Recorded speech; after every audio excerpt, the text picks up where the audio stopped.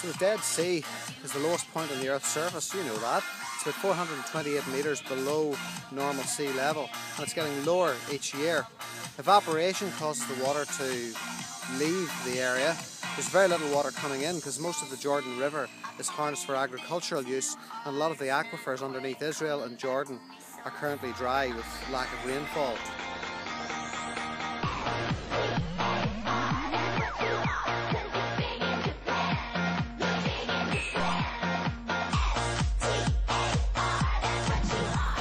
Although the Dead Sea is something of a party destination for many Israelis and tourists, it's slowly disappearing. Coming back to Israel represents something of a pilgrimage for me. As a geneticist, I'm interested in origins. As a scientist, I want to know how the world works. But as a person, I want to know what has formed the worldview of people and indeed of myself. There's nothing quite like the sights and sounds of the Middle East to make you feel that you're somewhere very different from where you grew up. According to Christian theology, Nazareth is the place where the Virgin Mary was told by the Archangel Gabriel that she was going to give birth to Jesus. And I'm here at the Church of the Annunciation in Nazareth. It's night time, there aren't very many people around, which is good because it gives me a good chance to see around the place and to maybe understand a little bit more about the mythology and the legend that has grown up around this place. Up on the roof of the cave behind me there are literally thousands and thousands of bats circling around. You can smell them, you can hear them, it just completely fills the air here.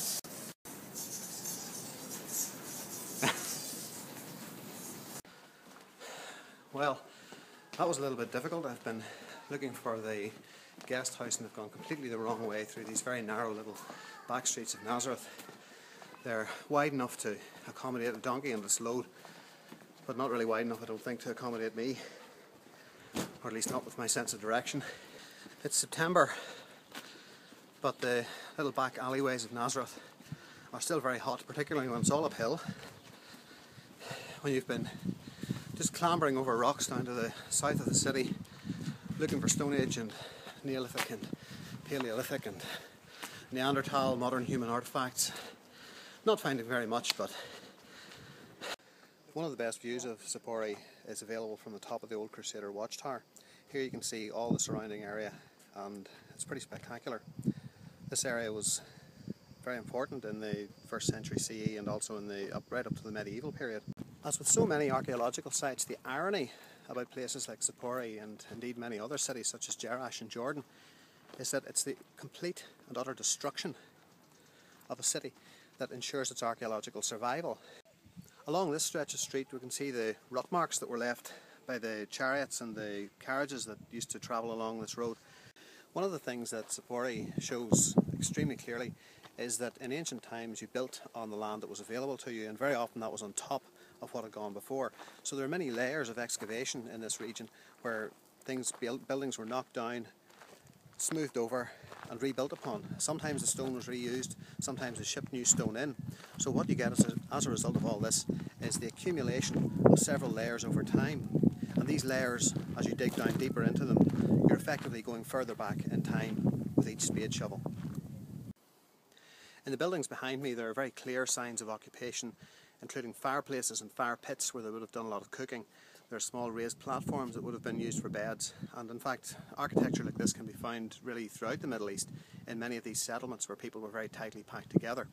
When I came here back in 1993 I had very different religious views to those that I hold now. Nowadays I see religion in purely humanistic terms. I see it as something that we have invented to try and help us to explain the world that we see around us. Back then I did think that it was revealed from on high, and I think Israel is perhaps the place, the catalyst that enabled me to make the transition between being a believer and now being a humanist.